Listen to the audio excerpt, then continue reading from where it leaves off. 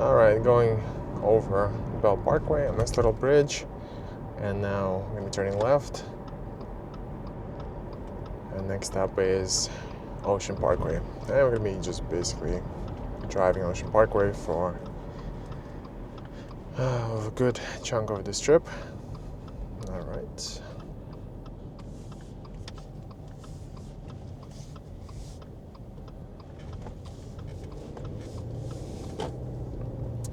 The car sounds great today, and what I mean by that, of course, is I already told you that I had 2-3 instances where the car would be just in the morning, you would start the car is cold, and then for the first maybe 10 minutes, even after warming up the car would just have this like whistling noise coming from the CVT area. So luckily that's not the case today.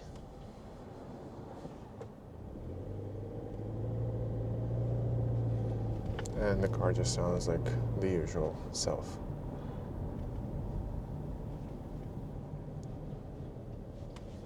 I think I told you in earlier videos that I love the steering wheel. This orange accent here, basically, it's one of my favorite features. It just, whenever I take a photo of the steering wheel or look at it in the morning, it definitely brightens up my day. And I think it's a very nice, subtle way to make the interior stand out a little. It's definitely better after the 2022 redesign, because back then in the early sport model, the 2018 to 2022, I believe, it was just too much orange.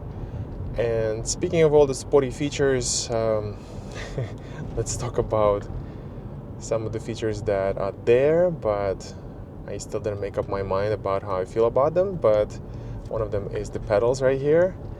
Let me know, do you guys use it in your Forester? Personally, I never use it. Reason being is, well, it's a bit of a gimmick.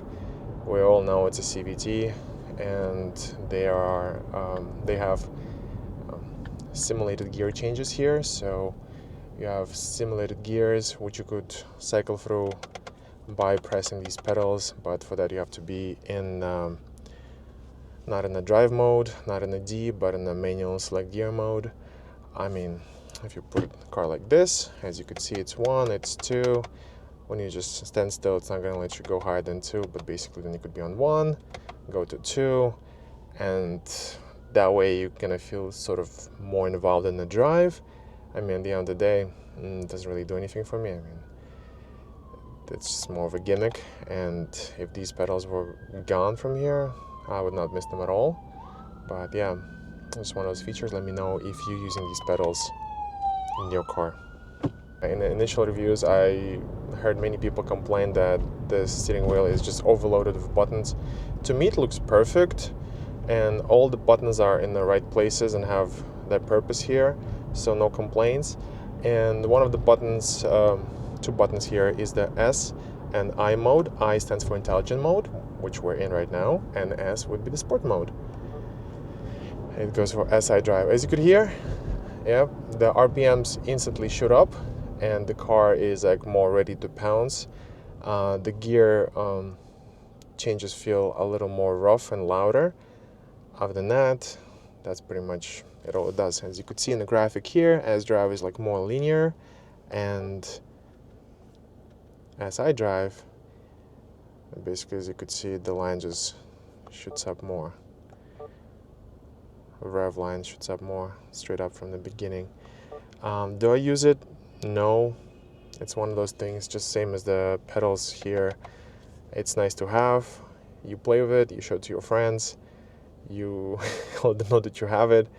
But in day-to-day use, no, I don't use it at all. And I just like the car to be a little quieter, especially with the baby in the back. But when, as you saw and probably heard, the moment you put it in SI drive here, in the most sporty mode, it immediately gets louder. So right now we're starting in the sport mode. And yeah, the car feels a little livelier and a bit rougher. You press the gas pedal a little bit and it's eager to go. But look, the speed limit here is 25, so where are we gonna go? So let's put it back to the regular intelligent mode, and Basically, my car has been in this mode 99% of the time. But let me know if you use it.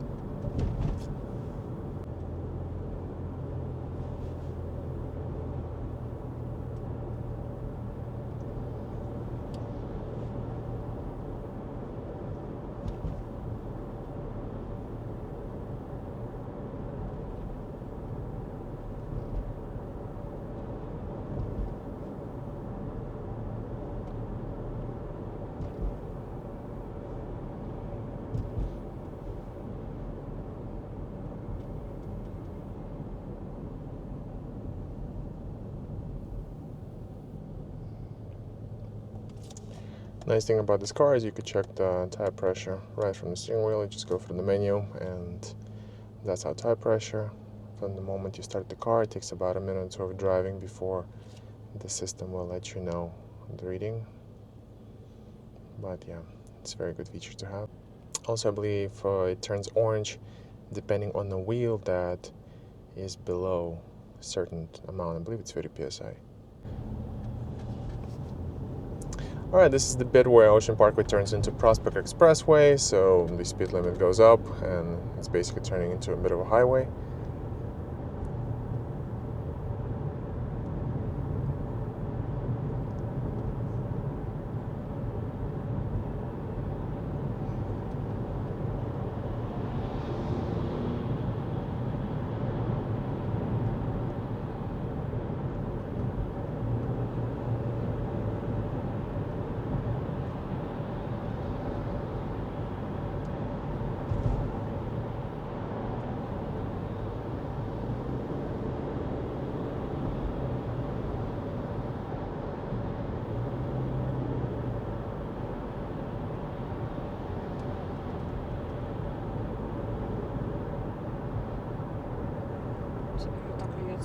Yeah, I saw. I was just like spewing fuel.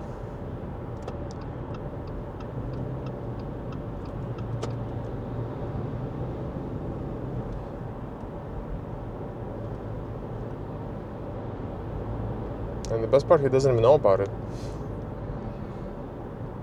I mean, how are you gonna check? You don't get out of your car to...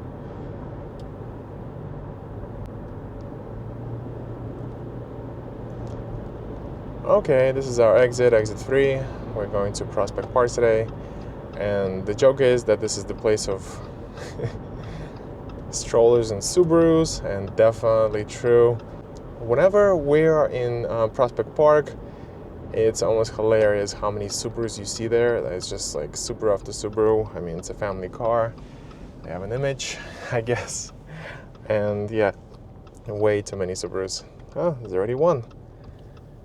So basically, yeah.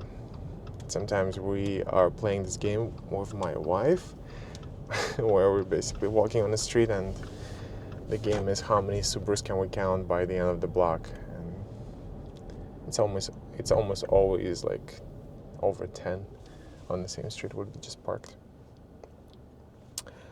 But yeah, we like Park Slope. This is the place where a lot of Subarus live. And let's see how many Subarus we're gonna see in 1 minute. Okay, go. 1, 2. Okay, I saw 2. 3. It's a cross track. 4, 5. 6. Play with me. 6. 6. Okay, we're up to 6. And